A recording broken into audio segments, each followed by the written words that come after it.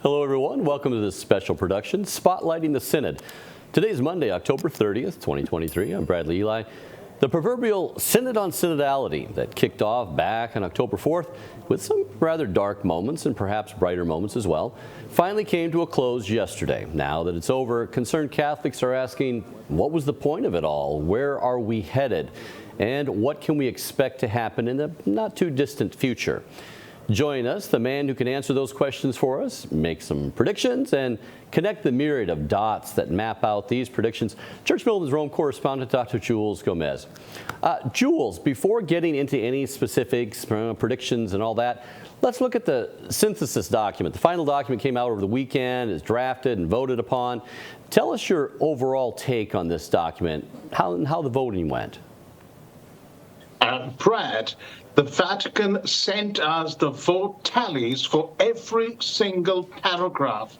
Now, interestingly, not a single paragraph received a unanimous vote, but most of the paragraphs received over 95% approval. So there was a fair degree of unanimity over a fairly bland document. No paragraph received less than 80% approval. There were 365 members voting, including Pope Francis, one for every day of the year, but only 244 to 246 members voted on the entire document. You had to vote yes or no. We were told that no one would be allowed to abstain from a vote on any paragraph. The votes were encrypted and therefore secret, but for different reasons, 19 people did not participate in the voting at all, and 21 members did not vote on the entire document. Some participants left early, like the two bishops who had to go back to mainland China, and Cardinal Gerhard Müller, who had to go to attend an ordination service in Poland. Okay, so they had 364 plus Pope Francis, 365 voters that were signed in back in October anyway, one for each day of the year, I'm told. What's the most controversial paragraph in the entire document, in your estimation? The sections on celibacy, priestly celibacy and women, deacons, were the most controversial sections in terms of voting tallies in the entire synthesis document. Well, let's focus on celibacy for a moment. What can we learn from the document about that? Well, paragraph F from chapter 11 was the most controversial in terms of the voting tally. The next most controversial after women deacons. Basically, it asked if the Latin Rite Church can dispense with mandatory celibacy for priests, at least in some contexts. 55 voted against, and 291 voted in favor of this proposal. Okay, now you mentioned women deacons being the controversial. What's the document say outright, and what can we learn perhaps by reading between the lines about the women deacons and their role? Well, paragraph J from chapter 9 on women's access to the diaconate was indeed the most controversial in terms of the voting tally. This paragraph acknowledged that such a move would be unacceptable for some Catholics, I quote, because they consider it a discontinuity with tradition. Also, the paragraph said that such a move could be acquiescing to the spirit of the age. But then it also went on to say that for others in favor of the ordination of women to the diaconate, it would restore the practice of the early church. Now, this paragraph received the most negative votes. 69 voted against, and 277 voted in favor. Similarly, paragraph N in the section on women's ministry said that we should continue theological and pastoral research on the access of women to the diaconate, and the results of this continued study will be presented to the next synodal phase in October 2024. 67 voted against this proposal and 279 voted in favor. By the way, the synthesis document also alluded to upgrading the ministry of lector to lay preacher, but interestingly, it did not mention if the lay preacher would be able to preach during Mass. 38 voted against and 308 voted in favor of this proposal. So we got a little kicking the can down the road on this studying the role of women still there in the diaconate, or what role that might be. But it seems like ordaining them seems to be more of a closed issue. How is the document on homosexuality, same-sex blessings? What door perhaps might be left open there? Well, perhaps because the media pressure was so, the media loves to run on this, doesn't it? And that is why the LGBTQ thing wasn't mentioned at all in the document. But in the chapter dealing with issues for future discernment, there was a paragraph on issues relating to gender identity and sexual orientation, the end of life, difficult marital situations, and ethical problems connected to artificial intelligence. And it said something very dubious, very controversial, that is already being used as code by people like Bishop Batesing for furthering same-sex blessing. This is what it said. Let me quote. It said, sometimes the anthropological categories that we have developed are not sufficient to capture the complexity of the elements that emerge from experience or scientific knowledge and require refinement and further study.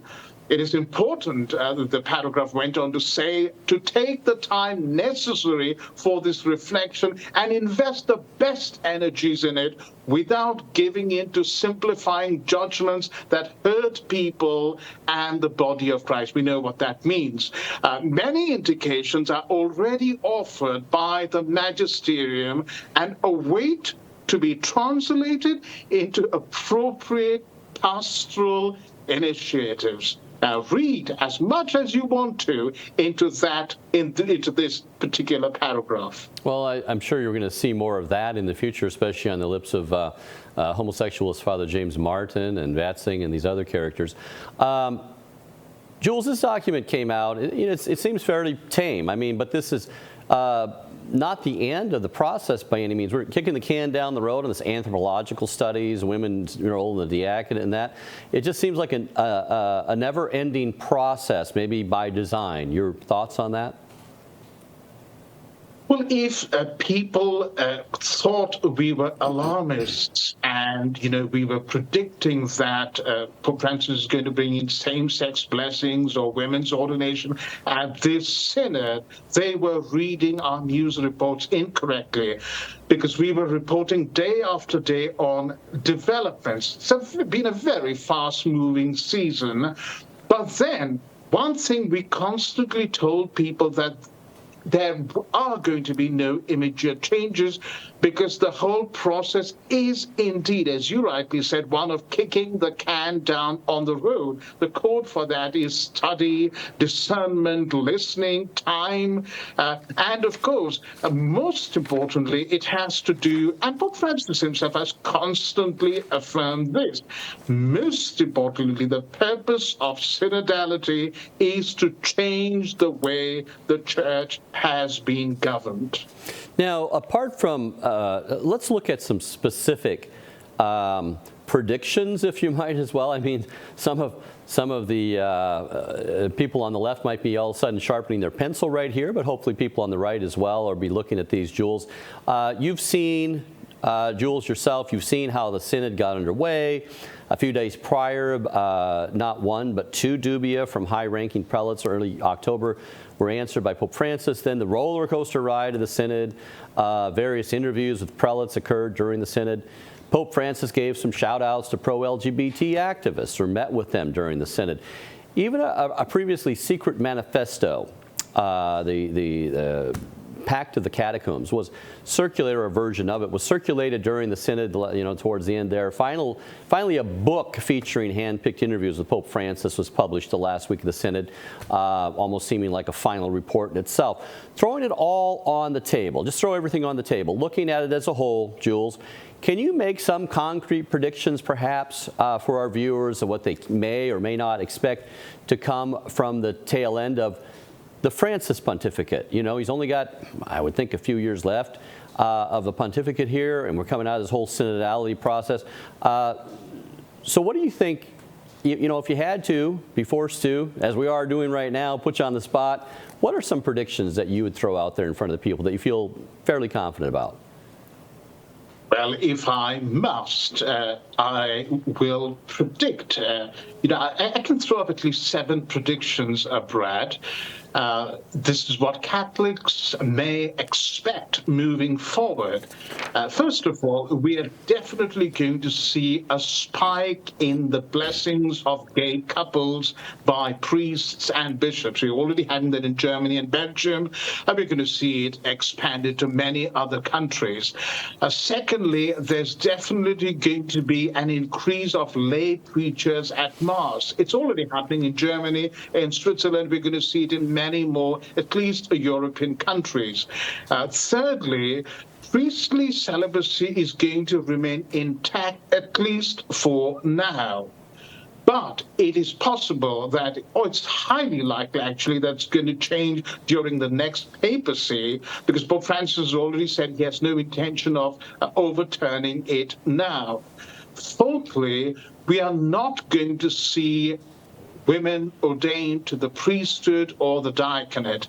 The diaconate is going to be reserved for men, but we have to wait till 2024, October 2024, because we don't know what the next synod and the Pope's commission that he has appointed to study the issue of women in the diaconate will decide.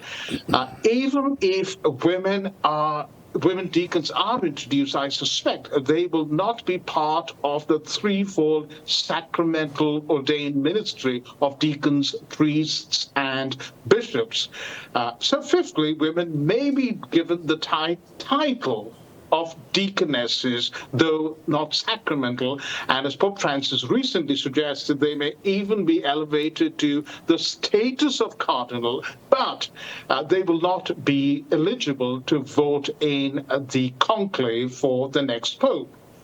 Sixthly, sadly, sex abuse victims will continue to be ignored, as we have seen in the Rupnik scandal, despite, of course, the latest move by the Pontifical Commission for the protection of minors to do something about it.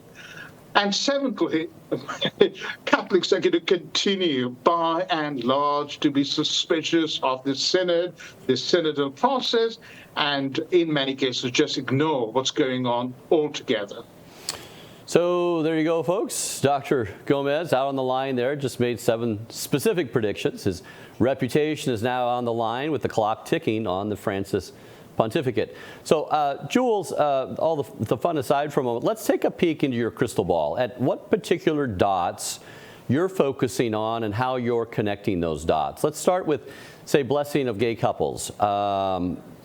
You say we can expect priests to be blessing gay couples much more frequently moving forward and in many places around the globe. Maybe not because of this particular document, the synthesis here over the weekend, but let me throw an initial dot out there. 2 days just before the Synod, Pope Francis responded to the question from 5 high-ranking cardinals. From left to right, we have Cardinal Raymond Burke, Cardinal Walter Brandmuller, Cardinal Joseph Zen, Cardinal Robert Sarah, and Cardinal Juan Sandoval Ignaz. But back then, you predicted that Pope Francis, by his response to the Cardinals' question on blessing gay unions, had opened a door, maybe not magisterial, maybe not concrete and all that, but opened a proverbial door to priests blessing gay couples who were perhaps in gay unions. So not the union itself per se, but the couples in such unions. So walk us back to that moment, what you saw and how you see that, over all the course of the Synod, the different aspects coming out. How do you see that playing out now in the future, and also in light of, say, Malta and their activity there too? Well, this has already emboldened priests who wish to bless same-sex couples. Because speaking to a number of priests, they tell me that they now have papal permission to do so. And Father Anthony Fitzpatrick, the priest in Malta, who Marsa parish, who opened his church for regular services for homosexual and heterosexual couples, which would include blessing them as well, has been very open about that. He's been advertising it with glitzy posters.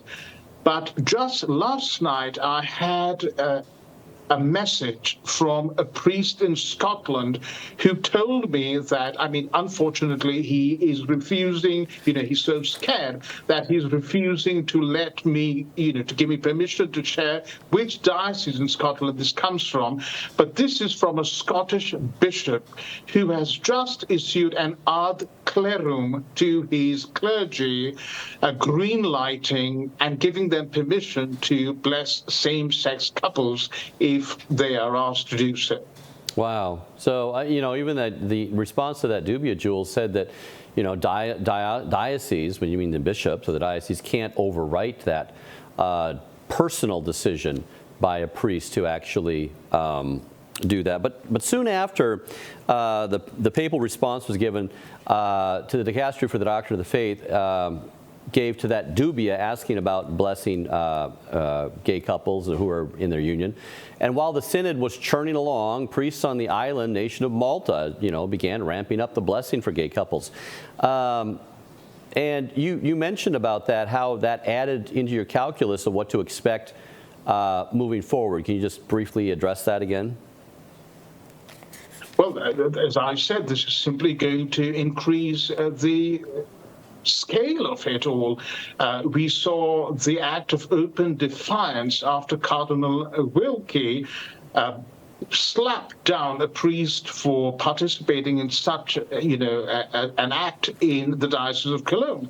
And there, lo and behold, immediately there were dozens of priests who came out and publicly, defiantly held a service of blessing for same-sex couples right in front of, on the doorstep of Cologne Cathedral, one of the grandest cathedrals in the world.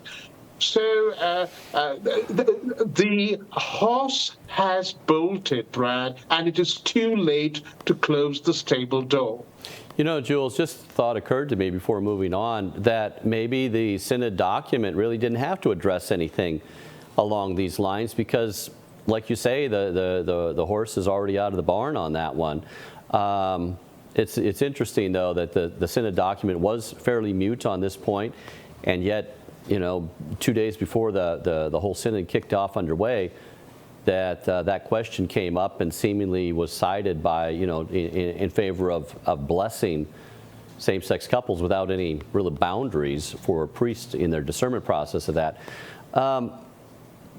Moving on here, Jules, during the synod presser, this topic of blessing gay couples and homosexuals who may be in same-sex unions or not resurfaced and was addressed by Archbishop Zbigniew Stanikiewicz. He shared that if a gay couple came to him and said they were not willing to live chastely, he would not bless them. But he further noted that if they said they would strive to live chastely as a couple who are sexually attracted to one another, then he would bless them. You had an interesting take on that when I was speaking with you about this one time. Could you share that with the public? Well, I responded by saying that if two people who do not intend to live in the bond of holy matrimony are physically or sexually attracted to one another, they should not be living together. And in fact, they should distance themselves from one another, particularly because, Satan is like a roaring lion prowling around us, seeking to devour us, and we need to resist him. A long time ago, I asked one of Britain's most prominent psychiatrists, Dr. Monty Barker, if, even married people who are heterosexual could have deep platonic relationships with members of the opposite sex. And he raised his eyebrows. He's a very dramatic Scotsman, raised his eyebrows and looked at me and he said, there is nothing called a platonic relationship. Why are you wanting to open the door to temptation? So many Catholics, interestingly, faithful Catholics have frowned, even though this good bishop said that he would pray that God would let this male couple, homosexual couple, live chastely. Many Catholics basically have echoed what I've said and said, even that is something they are not happy with. Now that was, for even heterosexual couples, the good pastoral advice, as you were saying, was to ask them to separate. If it's heterosexual couples sexually attracted to one another and they're saying, well, we're going to live chastely, what's the reason, the rationale for you to live together and put yourself in a direct occasion of sin like that? And we should be applying that also to a homosexual couple, because obviously they are sexually attracted in the same manner of sexual attraction. So very good insight there, and I think that's something that flew over the off the radar for some Catholics when they were hearing the good bishop. They thought, well, that's a good balanced response, and yet really there has to be pastoral guidance that helps protect people, all people, from occasions of sin, direct occasions, severe occasions of sin. Now, and then the head of the dicastery for the doctrine of the faith, Cardinal Victor Fernandez, has since then doubled down and said, saying blessings are for everyone. And even prior to that, the Vatican did not actively rein in Germany or Belgium, where the clergy were already blessing gay couples. So you see then this is something that's a growing dissident movement in the church. Is that correct? Well, absolutely. And I was talking to the journalist who interviewed Cardinal Fernandez, and we were discussing how papal apologists seem to be taking one sentence from his response and spinning it as if, to pretend that, oh, this isn't a problem at all. But Cardinal Fernandez's responses at many times to multiple media have always been dubious. They have never been, in terms of Jesus' word, let your yes be yes and no be no. And they have never, ever expressed, biblical teaching on homosexuality being what the Hebrew calls a toeva, an abomination, one of the strongest words in the Hebrew language.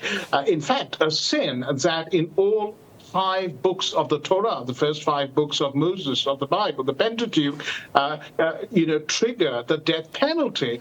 So if there is something so serious, so terrible in terms of provoking God's wrath in Scripture, how can we be so, user-friendly, to use a modern term, towards it? And how can anyone spin Cardinal Fernandez's words to especially in the context where gay blessings are already being dished out to, couples who are sexually living together across Germany, Belgium, and even in some parts of Italy. Yeah, and the whole idea that good priests already bless anybody struggling with any type of a vice already, to bless them if they want to live chastely and stuff. But if they're cohabitating with someone they're sexually attracted to and there's no reason for that, then to advise them to separate and that type of thing. So the idea too that gay people, homosexual couples today, and homosexuals activists today, I should say, really want their situation affirmed, from bake me the cake, to bless my relationship, to affirm me in my same-sex orientation. And it seems like that's the problem here, all these people coming forward to continually do that. I don't see a lot of people coming forward struggling, saying, I want to get out of this relationship, can you bless me? Because the priest, of course, is going to talk to them privately, give them pastoral advice, ask them where their occasions of sin are, bless them, and pray for them and all that type of thing. So to mash all this together as if it's one and the same thing seems grossly dubious to me. Closely related to this topic is the troubling statements by the cardinal who was the lead editor in drafting the original 1992 version of the Catechism of the Catholic Church, Cardinal Christoph Schönborn from Austria, who at the Synod presser, particular Synod presser towards the end of the Synod, advocated for rewriting the Catechism to suit the desires of homosexuals. Walk us through that and why you predict that this rewrite very well could actually happen.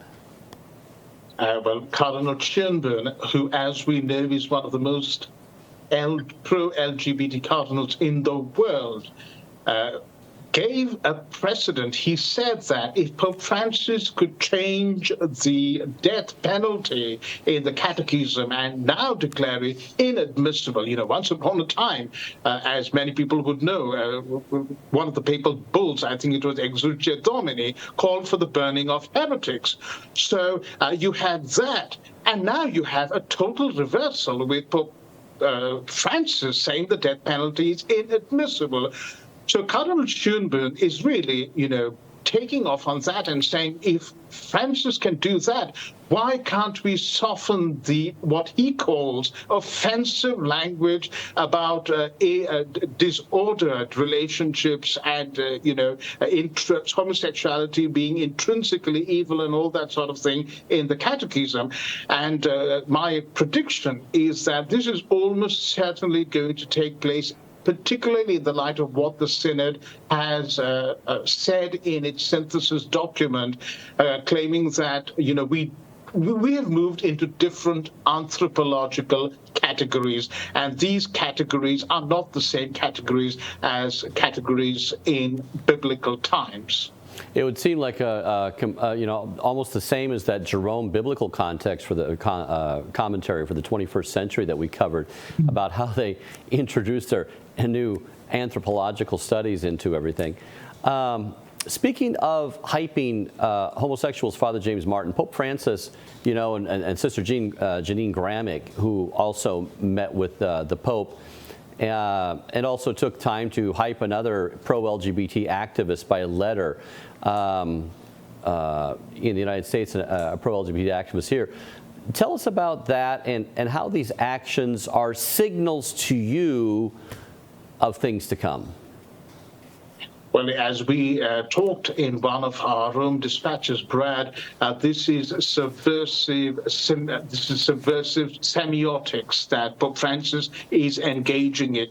And, the cliche, one picture is equal to 1,000 words. It doesn't matter, publishing a 30,000-word theological document.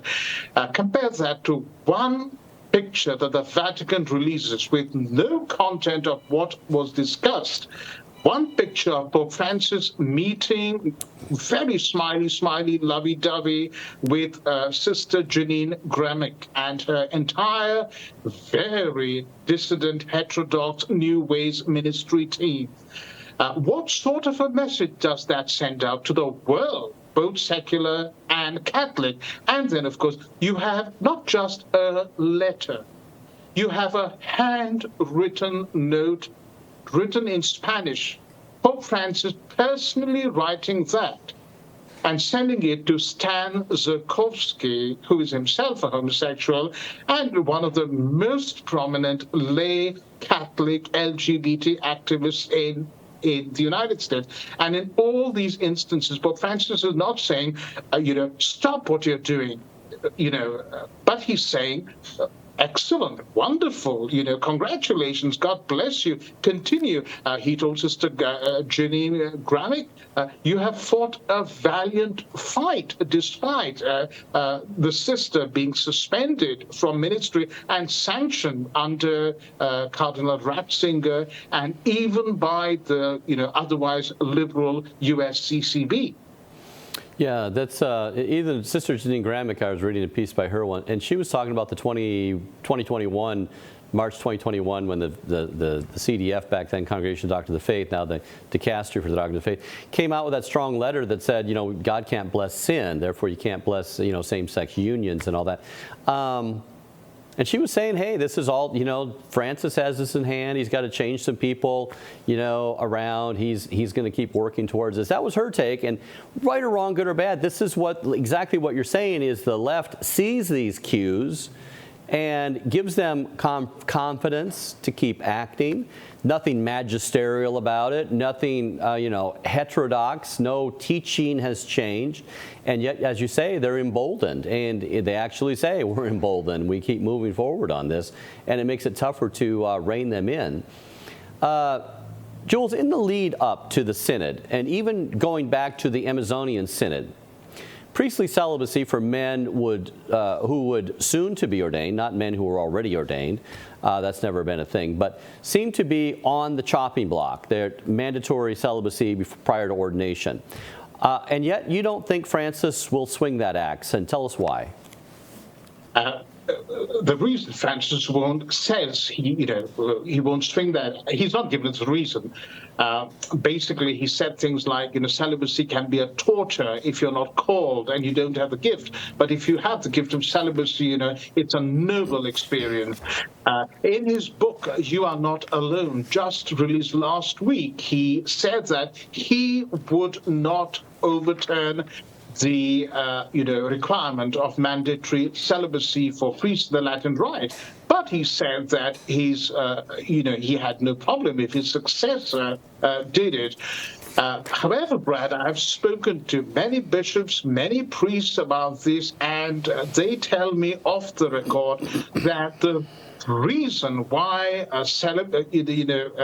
liberals are simply continuing to cling on to celibacy is twofold. First of all, bishops say very honestly they cannot afford to pay priests who are married, who come with a family. And this was the problem with the ordinariate as well. And ordinariate priests have had to make huge sacrifices. But secondly, and this is very interesting, there is now such a plague of homosexuals in the Catholic priesthood that they simply do not want heterosexual men who obviously may or may not be married.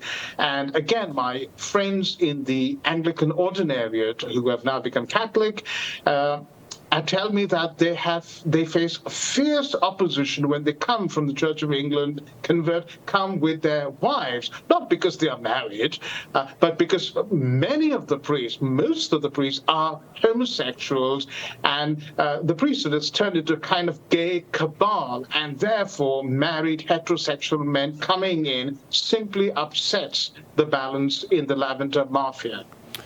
Yeah, that's really an interesting take there. I never really thought about the heterosexual and homosexual. They're just not going to, they're going to be like water and oil at these synodal gatherings. Okay, fair enough. Sticking with the priesthood, we know that leading up to the synod and throughout most of this synod, the topic of ordaining women just kept coming up.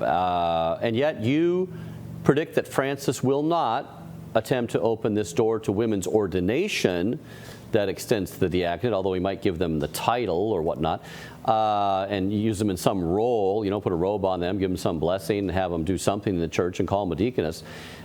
Because this role to ordination, to the threefold priesthood, was permanently closed by John Paul II. And so why is that?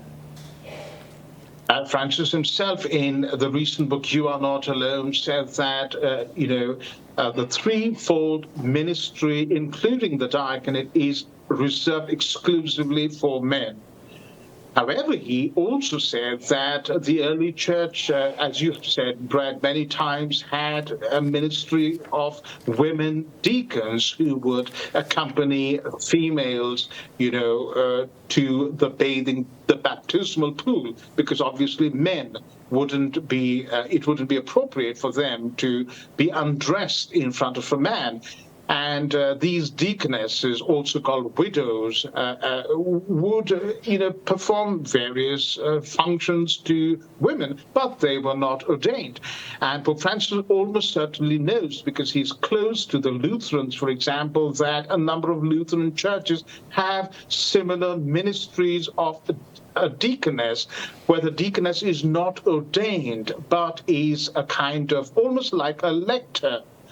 And it seems that that is the kind of ministry Pope Francis would be interested in reviving. But then, as I said, we need to wait for the results of the commission that he has appointed to study this even further. Again, let's be fair. The commission actually has more people on it who do not want to see women ordained, quote unquote, sacramentally as deacons. Yeah, just to be fair to you, Jules, I mean, you know, we're just finished up here. We don't have an apostolic letter out from Pope Francis, how he sees everything and all this. We don't have even the synodal process, because that's going to finish up next October, even, you know, out there yet. And yet we're clamoring for some predictions and some prognosticating. So hats off to you for being brave enough to put up with our push in that way. And kudos to Pope Francis for upholding previously established Catholic teaching, you know, the threefold ministry of ordination reserved to all male priesthood. But you make the disturbing prediction that women will be perhaps given the title deaconess, and what's more, may even bear the title of cardinal. That seems really odd. Can you flesh that out again? You mentioned it earlier in the show just briefly. Well, that prediction is based entirely on what Pope Francis said in his recent book, and he makes a good case for it. He says the title of cardinal is not a sacramental title. It's an honorific in a sense, and that office has evolved, as we know, down the ages.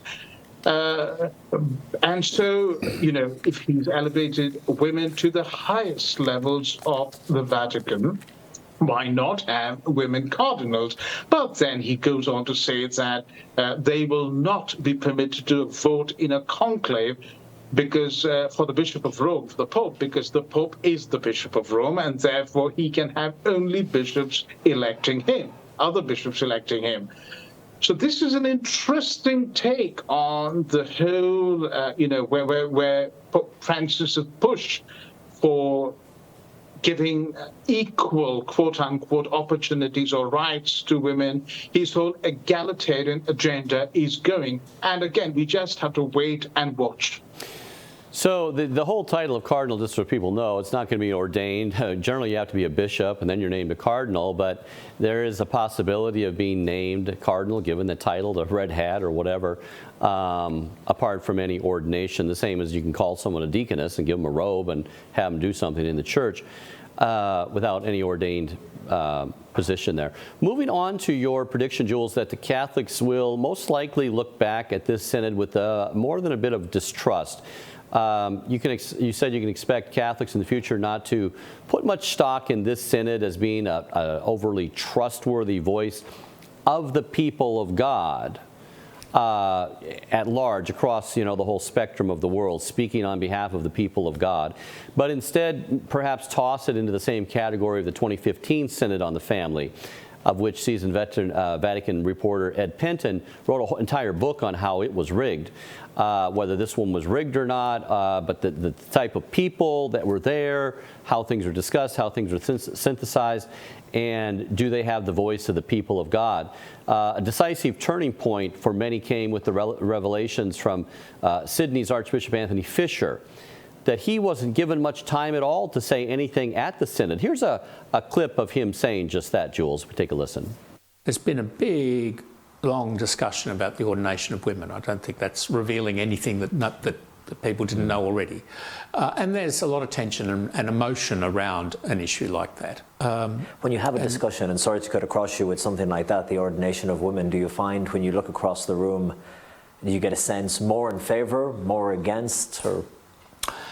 To be very honest with you, I don't know. Because what we do is we hear a report from each table. There's about 35 tables. You don't know whether that report is reporting what one person said or what all 12 people at the table, because all the reports do is tell you what was said. So you don't know if that's the enthusiasm of one or two people at each table or an enthusiasm that's really held by nearly the whole room. Now, there's then a time for some reaction, for people to speak, but you only get one of those each in the whole month. Okay. So you have to, again, you might really want to speak on that issue, but you've already spoken last week on another issue. Well, Jules, for me personally, that was quite the revelation. When you get someone like Archbishop Fisher, a great archbishop, I can imagine Cardinal Mueller as well, well, he did say that, but they only get a very limited time, a 3-minute window for reaction for the entire month, basically the whole synod. For me, I was like, wow, that really takes away this whole idea that it's just a free-for-all, let your hair down, we can discuss everything, everybody gets a say. Your take on this? Brian, I think that is because Pope Francis has been stung by criticism that he's turning the synod into an Anglican-styled parliament, where there is time for people to stand and, discuss and debate, and the debates get pretty heated. I mean, they are very theological at times, but then they can also get very heated. So Pope Francis has tried to avoid that parliamentary style of debate, and hence, I suspect, limit voices to interventions, that they call them, of just 3 minutes for the whole month. And now, again, to be fair to the process and to Pope Francis, while responding to what Archbishop Fisher said, while we don't know how many people agreed with a particular proposition from a particular table, now, of course, we do know that everybody had an opportunity to vote and so express their opinion, and the votes were secret. So if this is the direction the Synod is taking, it does seem to be more in line with what Pope Francis has visioned in terms of listening, long periods of silence for meditation and praying, and then, delivering one's verdict in terms of a parliamentary vote. And then, of course, you have a kind of parliamentary vote. But it's been done after a lot of prayer and silence. And with all the talk about zero tolerance, moving into another prediction here about sex abuse victims being ignored, with all that talk about toleration, zero tolerance, listening to the victims of abuse, that letter that went out to the world from the Synod, you predict that those in authority will continue to ignore the voice of victims. I mean, just last week, a certain line from the open letter from the Synod itself to the 1.4 billion Catholics in the world reads, "Above all, the Church of our time has the duty to listen in a spirit of conversion to those who have been victims of abuse, committed by members of the ecclesial body, and to commit herself concretely and structurally to ensuring that this does not happen again." But that doesn't seem to be the case. The case in point, the regularizing of serial abuser Father Marko Ivan Rupnik by a bishop in his home country of Slovenia. You, Jules, were present at the Synod presser the very next day on Friday when that topic came up. Can you walk us through what happened, the sense in the room, and what you think this means for abuse victims moving forward? Brad, when two journalists brought up the issue of the Pope's involvement in the Father Marko Ivan Rupnik scandal, remember, he's been accused of, sexually abusing about 25 nuns, and pretty disgusting acts, almost tantamount to blasphemous. There was a look of total embarrassment, sheepishness on the faces of a panel. Father Timothy Radcliffe, who is one of the most prominent people at the Synod, who is very eloquent and articulate, was, kind of fiddling with his shoelaces at that point. And Paolo Ruffini, who is the prefect of the Dicastery for Communications, categorically said that he would not go into any discussion on this matter. Pope Francis had agreed to lift the statute of limitations, and a process would now take place, and he could say no more. So it was pretty embarrassing, I can tell you. But is this going to change anything for victims of sex abuse? My prediction is not really. because Rupnik is not the first abuser who has been let off with a slap on the wrist.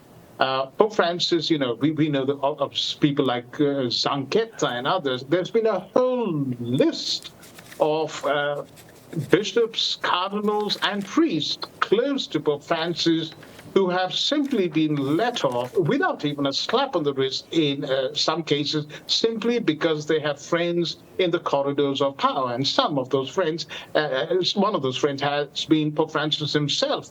The other thing that I have learned more and more, talking to people in the pontifical seminaries here, is that clerical sexual licentiousness, we're not talking about abuse here, is so endemic that everybody, seems to have sexual skeletons in their cupboard. And that is why they do not want to sneak on a fellow priest who has committed sexual abuse. So if this continues, then people don't report. The priest simply gets transferred. There is no provision in canon law to, even in the Rupnik case, we are told to laicize a priest even if he is repeatedly engaging in sexual licentiousness, in sexual profligacy, and causing scandal. And so they simply get away with it. And then licentiousness turns into abuse at some point. And there we are. It's a very difficult conundrum here. And until zero tolerance really means zero tolerance, we aren't going to see a change. You've often said that the Rupnik case is probably the darkest stain on the Francis pontificate, Jules, because of the idea that he was a personal friend of Rupnik, that the he was excommunicated for absolving a sexual accomplice, which means there was sexual activity on his part. And then the fact that during the Synod itself, when this letter from the Synod body goes out to the whole world saying that we need to listen to sex abuse, the very day that they sent that out, Rupnik, the word comes that Rupnik gets a bishop from Slovenia to say, hey, you can put a collar on, be called father, and even act as a priest confessor. What do you think about the timing of the optics there? Don't you think that could have been delayed till after the Synod or something? Well, it looks like somebody leaked this information to the media precisely to throw a bombshell into the works, the synodal works. Maybe not to jeopardize the synod, but to get justice for the victims.